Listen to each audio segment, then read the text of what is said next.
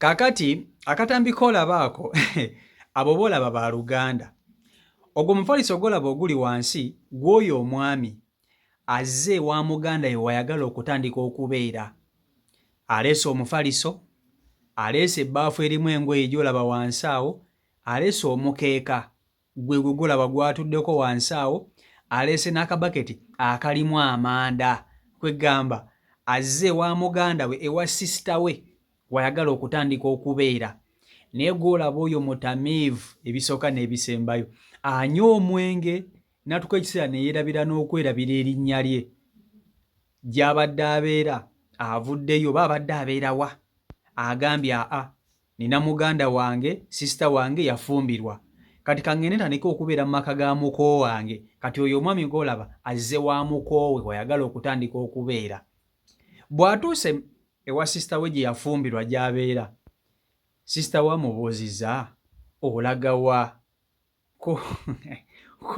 Ko mukulu, nzize njagala kutandika kubeera wano naawe ne muko wange. Sisita we n'amugamba, nedda ssebo, togenda kubeera wano mu maka gange. Wena wenoonya omwenge ng'ofaanana bw'otyo ssebo gwe otandika okubeera wano. N'amugamba, siina gye ndaga, nze nazze mmazeeko. Naleese omufaliso, naleesewo obugoye bwange n'omukeeka guugwo, siina gye ndaga. Sisita we amugambye, ssebo, oyagala kunnyonoonera bufumbo bwange? Oyagala kunnyonoonera bufumbo bwange? Kati ekisinga okwewuunyisa muko eyawasa sisita w'oyo gwe bagobaganya yali ku kamera yakutte evidiyo eno. Kwegamba alaba nga muko we bamusindikaganya, ono agoba muganda waagende, muko ali ku ssimu akwata vidiyo. Ne bannange abantu ku nsi ya Katonda.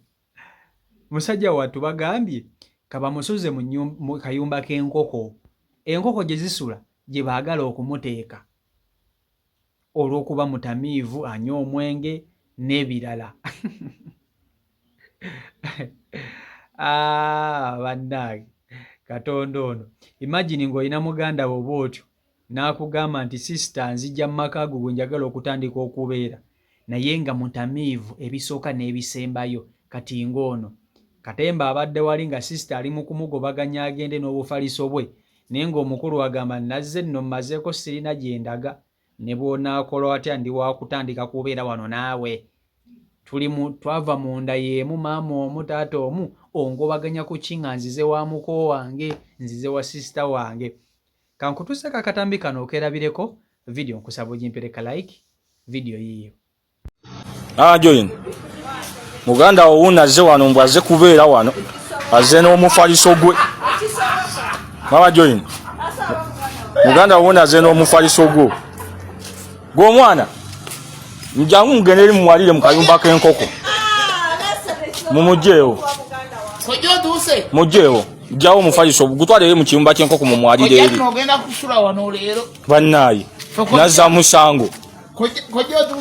Twala omufaliso ogwo mwalire eri mu kayumba k'enkoko omuko. Ne muko naawe nange ndaba ndi mukazi go. Kati nkusuzeewa.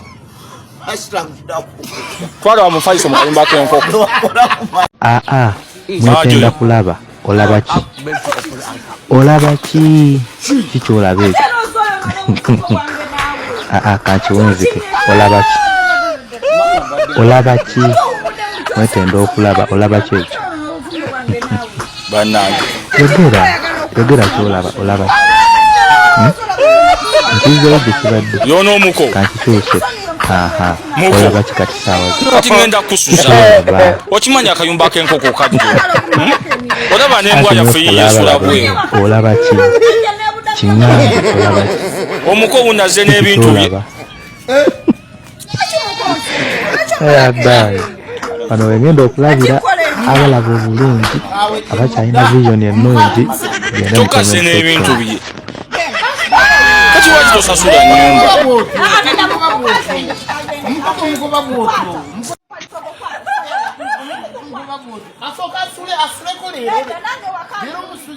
Omuko kakati naawe omuko ofumbirwa otya n'omukyala. Kyetuba kukola Kanywana. Tetulina tugenda mumusuza. Mumusuze mufumbiro. Mwalireko mufumbira. Efumbiro lyajjula mulimu enkoko. Sebo. Kakana. Ebintu bye binabyo nazo. Oyo mama mumani. Oyo mama mumani. Aze n'ebintu bye amanda gonna. Amasepiti gonna bibino weebiri aze kufumbirwa. Mwalire mu kayumba k'enkoko.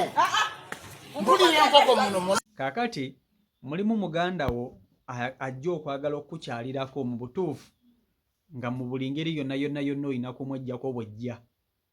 Mulimu obw'eŋŋanda akugamba nti bannange gundi nagundi njagala kujja kulabako nga mu buli ngeri yonna oyina kumweggyako bwejja. Ng'oyina kumweggyako bwejja. Kubanga sijja kukulimba omukulu ono ye n'omwenge bali bati. Akuba akabidde. Kakati gy'abadde abeera ndowooza tewabadde walungi ate ng'alina sisita we yafumbirwa okumpimpi. Akutte entwala ye okuli olufaliso n'alusitula gy'atandika okubuyiwa ewa sisita we. Sisita we amugamba ssebo oyagala kunyonoonera maka tugenda kukusuzaawo. Ennyumba ejjudde tetulina waakukusuza. Omukulu agamba nedda nze siddayo gye mbadde ngenda tandika kusula wano naawe. Sisita amugamba kwata ekkubo oddeyo gy'ogenda sigenda nze kusula wano naawe. Muko eyawasa sisita we yali ku kamera yakwata vidiyo nga bali mu kugobaganya omuko. Omukulu ssebo awalira agamba siina gye ndaga.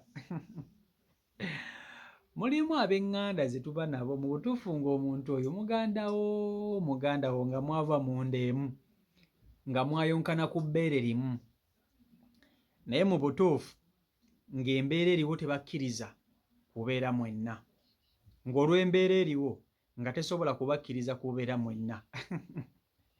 Okitegeera kati ye mwami ono. Omwami ono embeera gy'ayitamu okiwulira tesobola kumukkirizisa kubeera ne sisita we kubanga jjukira ekisooka ye mutamiivu, munywi wa mwenge. Okitegeera ekintu ekyo, mutamiivu ate munywi wa mwenge. Ate sisita walabira ddala ng'ono bw'anajja mu maka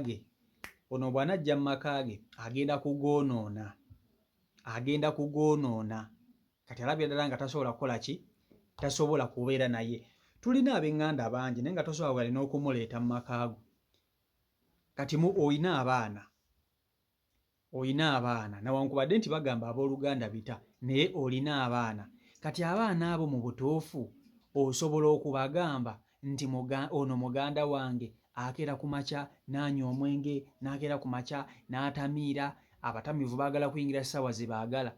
Kati obe n'omutamiivu mu nnyumba ayingira ssaawa ze ayagala, abeera ku makya nga yeebase, talina mulimu gw'asobola kukuyambako kukolera.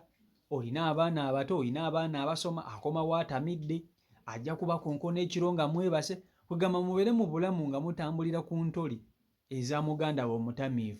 Si ka Luganda, oddayo gy'obeera. Ate tewali kintu kisinga kuba kibi mu nsi ya Katonda nga kwesembereza bantu baŋŋanda bantu baŋŋanda waka.